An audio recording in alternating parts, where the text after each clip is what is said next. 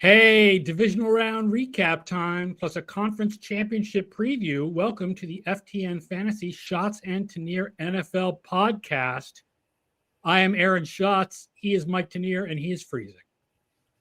Snowy here in Philly. I don't know if you noticed that. Is it snowy up there?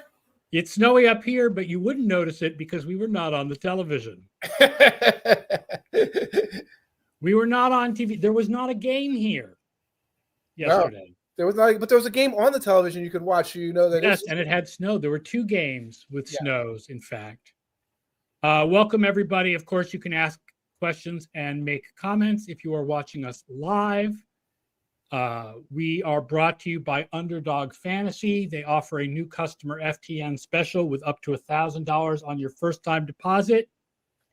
You can head to there and use the code FTN for a deposit match up to $1,000. NFL playoffs are in the way, ingoing. They are ongoing, and you should play FTN. You should play Underdog Fantasy. I played Underdog Fantasy, by the way, and I won big money on Brian Robinson over combined with Dallas Goedert over. That's nice. That's a very good 1-2 punch. Goddard has been very good in the playoffs. People kind of forget that there is like one other guy here in Philly, and Robinson had a big game too.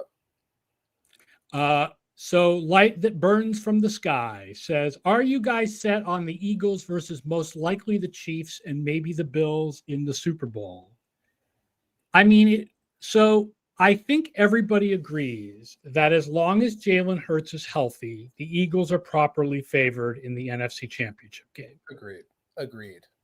We're going to all disagree about the Bills and the Chiefs because it really depends on how much you trust what we've seen this year versus the Chiefs' magic and experience. Yep, it's sort of vibes versus eyes in that respect. Yes, because eyes-wise, the Bills are the better team. And they beat the Chiefs this year. Yes. And vibes-wise, the Chiefs are, as you, I believe, called them, the big red Death Star that nobody can defeat. Yeah, eyes-wise versus vibes-wise. Yes, what you said. Perfect. DVOA with a Week 18 adjustment, so adjusting for the sitting of the starters and for the Jalen Hurts injury, would put the Bills second, the Eagles third, the Chiefs 7th. And the Commanders 8th. Interesting, because again, the Commanders should have a really high number coming off a Saturday. But their defense, I mean, I'm always looking longer term. People are very much wrapped up in the last game or two. And that was a really good game. Right. But it's only one game out of like what the Commanders have been playing for the last 10 or 11 weeks or whatever. Right, and they're up against teams that have also had very good games recently because they're in the Final Four. If you're in the Final Four, you've been playing well. Michael Allen Brewer wants to know, how similar are the first years of Jaden Daniels and Kyler Murray, given the Cliff Kingsbury connection? Daniels has been much better than Murray in his earliest time. Yeah. Daniels' season was a all-time greatest rookie quarterbacks season. Yeah. And Murray never had that. And then Murray had the Kingsbury drop in the second half thing. And Daniels really hasn't. I mean, the Kingsbury did not have his offense fall off in the second half. It fell off in a few weeks when Daniels had the rib injury. And then it got back to where it was before. Yeah, my memory of that Kyler Murray rookie season, which was a good season, and Cliff Kingsbury was we were all talking about Kingsbury's formations and all the different formations he was using and all the trickery he was using to hide read options, screens like that. There's much less of that. There's much less filigree right now. What there is tempo. He had tempo back then, but I think that was second fiddle to look at all the trickery and really, but then when you watch it, it's like it's all just the same 4 or 5 plays in their window dress. That's not what you see now from Kingsbury. If you look, the Commanders do something like no huddle 60% of the time, and no other team is above 20. Right. And I don't think it was anywhere near that. He's up there at the Chip Kelly level, which is like the highest in NFL history at this point. And earlier on, it was different. So, and I think Daniels is better than Murray was. It's just independent of Kingsbury. So if you're looking at this saying this is going to drop off or something, in the future, I don't say it. Let's talk a little bit about the 4 divisional round games. First of all, the Chiefs and the Texans. Now, I don't feel like we can attribute this Chiefs win to the Chiefs magic and the Chiefs experience, because the Chiefs were better than the Texans this year. Yes. And not Chiefs needing their magic and experience to overcome a team that was better than them during the regular season. The Chiefs were the better team. The only magic was that Travis Kelce had a big game. Right. Having a bad regular season. Other than that, the Chiefs were the better team during the regular season. So why would anybody be shocked that they were the better team in the playoffs at home?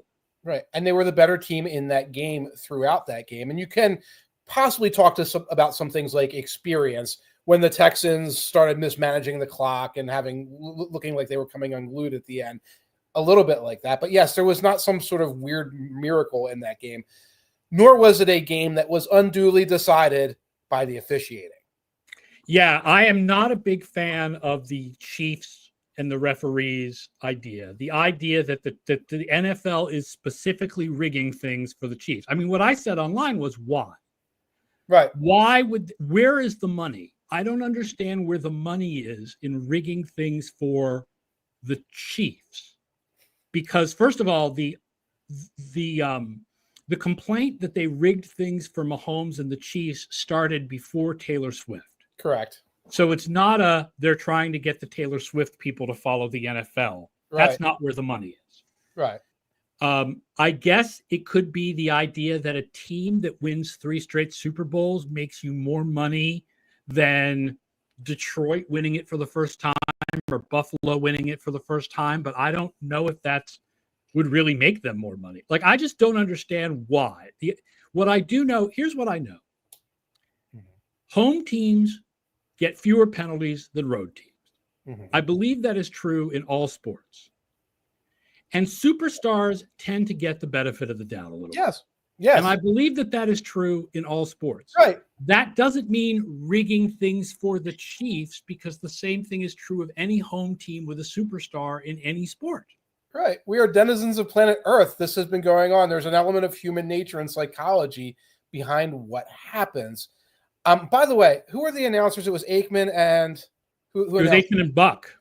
If I'm the NFL and I'm rigging it, I make a phone call, make sure Aikman and Buck don't spend 15 minutes talking about a borderline roughing the passer penalty. That was really literally what I would call a borderline penalty. I've seen a penalty like that one that hit that kind of grazes Mahomes' chin. Right. I see that called 6 times a Sunday. And bad officiating happens. First of all, officiating is hard. Yes. And second of all, bad calls happen randomly all the time. In the Bills game, there was a holding on Deion Dawkins that was totally not a holding. Right. And then there was that defensive pass interference on Tre'Davious White, which was absolutely offensive pass interference on Keelan Cole. Right. By any human looking at that game, that was OPI, unless you're looking at it with your Bills helmet on or whatever. And those were impactful plays. And we could go, and again, you and I, we watch Patriots against Jets. We watch, Titans against Jaguars. You'll see these insane calls in these games that are never talked about. That roughing the passer on Mahomes, that was not an insane call. That was like a 40-60 call. I will acknowledge that there was one where Mahomes totally overacted trying to draw a penalty. Yes. But they didn't get it. They didn't get the penalty on that. No, and people really responded to that, and that kind of thing can work against the guy when he gets a reputation for it. But yeah, he pulled a Captain Kirk death sequence there on the side. Lions and Commanders. So this was the big upset. Yes, it was insane. Congratulations to the Commanders. I mean, listen, I was rooting for the Lions. I love the idea of the Lions finally getting to the Super Bowl. Mm-hmm. But the Commanders haven't even been to the NFC Championship game since 1991. Wow. So this is pretty awesome for their fans to do this. Oh, my God, yeah. God forbid they actually upset the Eagles. Jaden Daniels would become the first rookie to ever start the Super Bowl, which would be an amazing story. Good for him. But, I think we do have to discuss the idea that that maybe the Lions have run into the same place that the Rams ran into, that they were good enough. They were good enough to win, that Jared Goff is good enough to win until you get to the playoffs. The problem with that argument is the defense that would prove that Jared Goff is not good enough to win in the playoffs. Mm-hmm. I would not expect to be the Commanders' defense. Yeah. Yeah. Right? Like I would have, Like, if the Lions had made it to the championship game and Goff had melted down against the Eagles, then I absolutely would have been like, oh, well, Goff just can't face good defenses. But this is not a good defense. It seems like the opposite, though. It's like if he melts down against the Eagles, it's like, well, this is an Eagles team that has been shutting people down defensively all year, et cetera, et cetera. So it's like, whereas with the Commanders, it's like, oh, Goff kind of lost it. Goff kind of lost it, right? And and like there's two sides of the same coin, obviously, with Goff and Lamar Jackson in these games. They both go out there. It's a really aggressive game plan. It's like a questionably aggressive game plan. The teams could have run the ball very, very well. Both of them have a bunch of turnovers, and then we sort of like sift through the Jackson thing, and then you look at Goff on the other side. Goff is just the one that gets me is the fumble by Goff at like the 20-yard line on 3rd and 2. I don't like the play call. I don't know why they're not just running the ball. I know it's 3rd and 2 is not a running down for most teams. And but for the Lions, it is. Yeah. And it was just sort of like it looked like a Goff panicky little, I'm holding it too long, I'm confused moment, where it did start to feel like this is where you're going to plateau with this guy year after year after year and his limitations. Flynn Haggerty says Goff did not melt down last year against a better 49ers defense on the road. And that is true. That's fair. That's fair. So much of this is sort of how you pick and choose things. I do think there's also an element where the injuries finally caught up to them. Yes. Right? Like, was Jaden Daniels is great, and Jaden Daniels is nails, and like amazingly under the pressure of the moment just looked unbelievably calm. But also the Lions defense had nobody playing cornerback by the end of this game. Like, I mean, the fact that Amik Robertson went out. Yes. You look at the amount of injured defensive players on that team, they just couldn't do it. Right. And they were trying to rush for and get pressure. They couldn't. So then they blitzed, and they were just leaving themselves exposed for check down passes and quick hitters and things like that. You also can't call the Jameson Williams pass play if you don't know that Jameson Williams is smart enough to throw the ball away if the man is covered. Jameson Williams never struck me as the great decision maker of the receiving corps there or in the NFL. And Gibbs was the ball was never supposed to go to Gibbs at all. I'm certain of it. I didn't hear a coach talk. I look at the design of that play. You decided you were going to go through your progression of reads when you were supposed to just like chuck it or, dive forward for a gain of 0. But that one play did not No. Make the right one play. That game was had enough of a gap that one play does not make a difference. Camden Caps wants to know if Ben Johnson's play calling put any concerns in our mind about his head coaching future. I mean, there was that play, but there was also the counter that turned into a shovel pass. Mm-hmm. I mean, there was also some amazing play calling. It becomes, okay, well, who do you like? I'm worried about Ben Johnson right now as head coach. Okay, who do you like?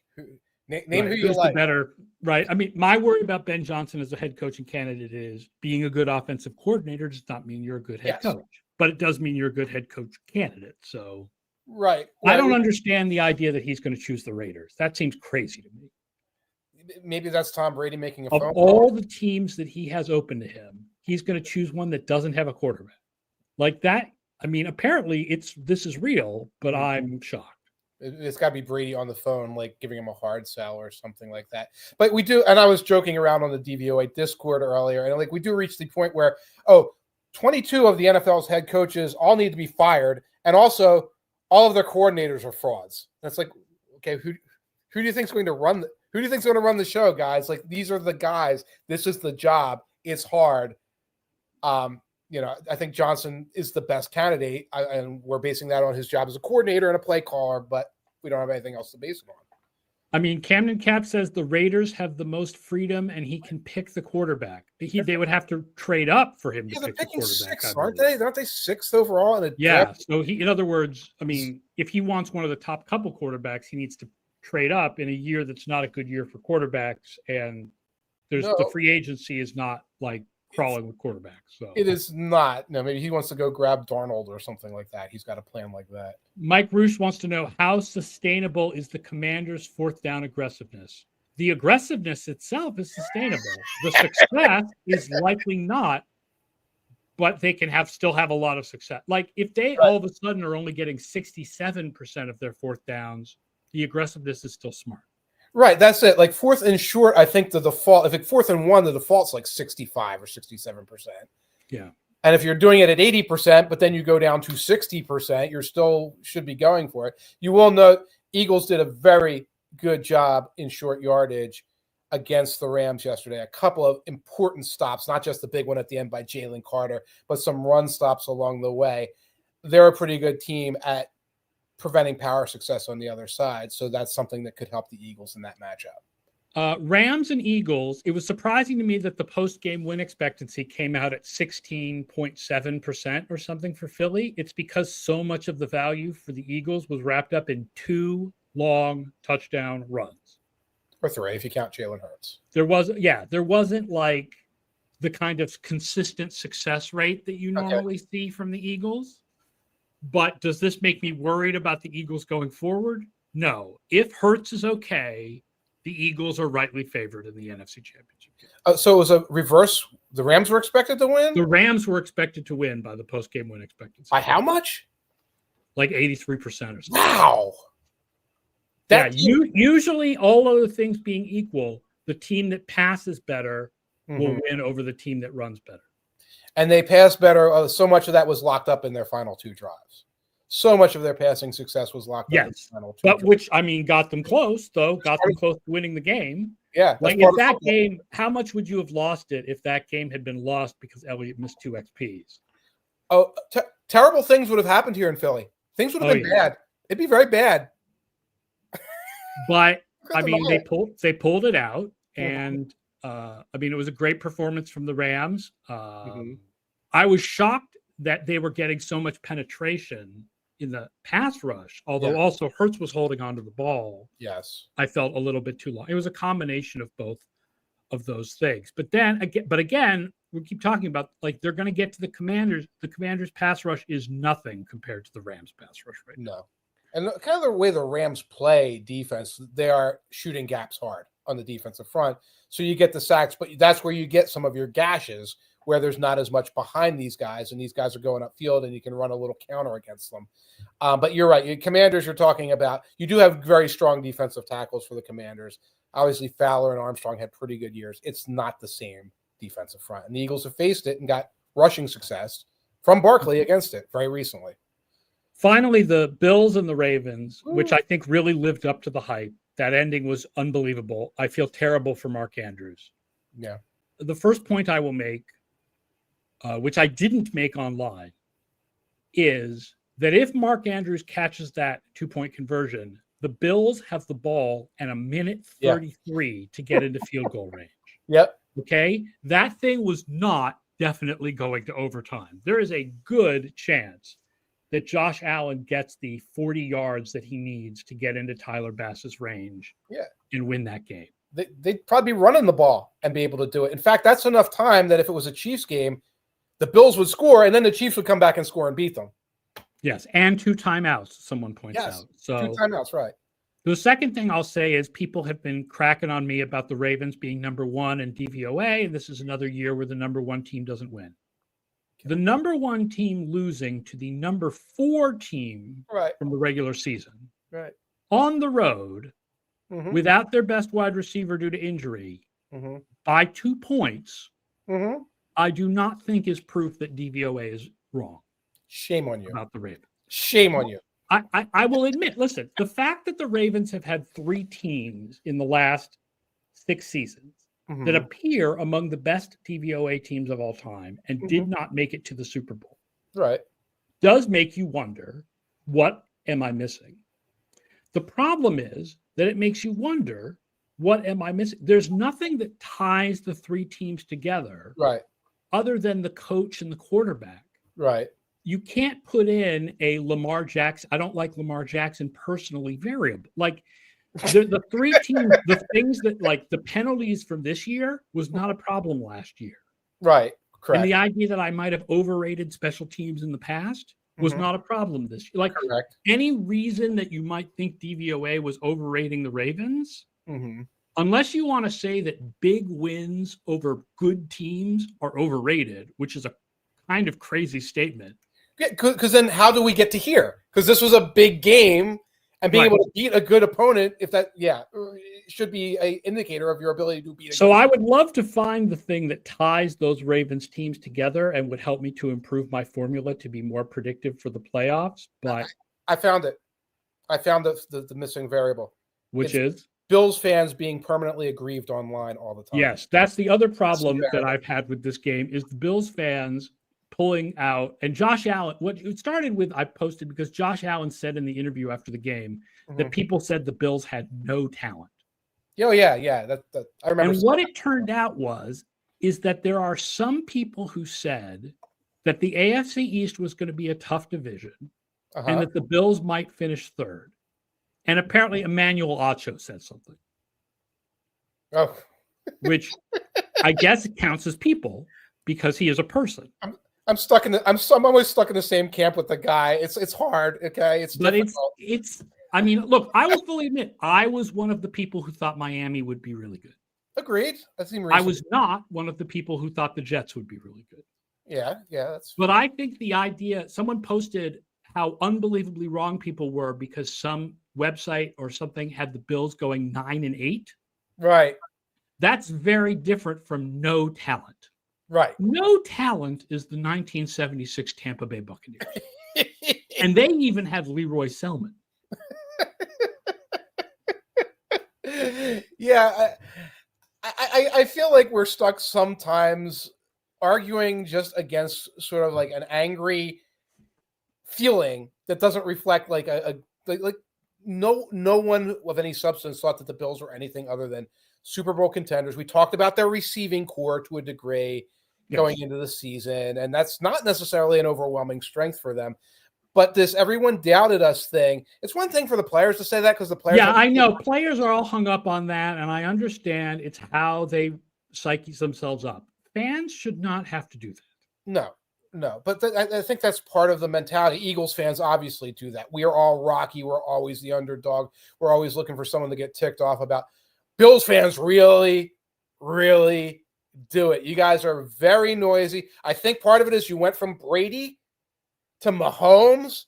You were never able to take a deep breath in between and stop and smell the roses. And now they're a very lash-outy fan. I'm calling you out, Bills fans. You're a very lash-outy fan base. Take a deep breath. You're going to the championship. That being said, I still would love to see them finally, win a Super Bowl. Would be great. He voted for Josh Allen for MVP. I did vote for Josh Allen for MVP last year. In That's true. 2023, he did. We have acknowledged that all the things we said about Josh Allen when he came into the league were proven to not be true. Yes. Although I've also said if another prospect showed up that looked exactly the same, I would say the exact same things. I would say the exact same things, except I'd say, although there's a small chance he turns into Josh Allen, which is, I think, what we said about Anthony Richardson. Yeah, yes, we did. The problem is all the guys who look like 75% of Josh Allen, and we try to talk them into Josh Allen, Will Levis. Those are the guys you kind of off. Now, the interesting thing was I was looking up some stats to predict the conference championship games. The Chiefs' defense declined significantly in the second half of the season. Okay. Both the pass defense and the run defense, which is interesting because the pass defense is keyed, some people believe, to Jalen Watson's injury, but that doesn't explain why the run defense declined. But the one game the run defense was pretty good was against the Bills in Week 11, when the running backs had just 49 yards on 19 carries, and Allen had big scrambles, but he didn't really have big design runs. Have the big design runs. Interesting. Yeah, I'm looking at this now. I'm wondering, I mean, that Panthers game and the second half of that Raiders game for the Chiefs were like really bad, lapsy, mistakey games in the second half for the Chiefs defense. And after that, I perceived the Chiefs defense is playing pretty well down the stretch. Yeah, they really weren't. They really weren't. And then this week they did. Yes. But their defense had some real problems down the stretch, taking out Week 18 because Week 18. Taking out Week 18, of course. The Josh Allen is 9th in DVOA against the blitz. Okay. So even though he's good against the blitz, he's better if you don't blitz him. So Spagnuolo can do his thing. Right. Okay. I mean, they're gonna try to prevent the blitz by running. They're going to try to prevent the blitz by running, and that's a good strategy for them. I also noticed that the Bills are 9th against tight ends. So if Kelsey is super back, that's, they're a good defense against tight ends, but not a great one. We got 2 big injuries to watch on the Bills side. That's Teron Johnson and Taylor Rapp, 2 guys who would probably be in the Team Kelsey in terms of coverage. I haven't looked up how they do it in the past, but that's your safety and your nickel guy. They would probably be in the mix to stop Kelsey. Meanwhile, predicting the NFC Championship game, you're stuck with the fact that of all the teams that remain, there is one bad unit. Yes. And that is the Washington defense. And it's still bad. And it's still bad. This is their run defense that's going to go up against Saquon Barkley. Okay. 26th in DVOA. Oop. 31st in second level yards per carry. Oops. 26th in open field yards per carry. Open field yards against Saquon's a big problem. Yeah. The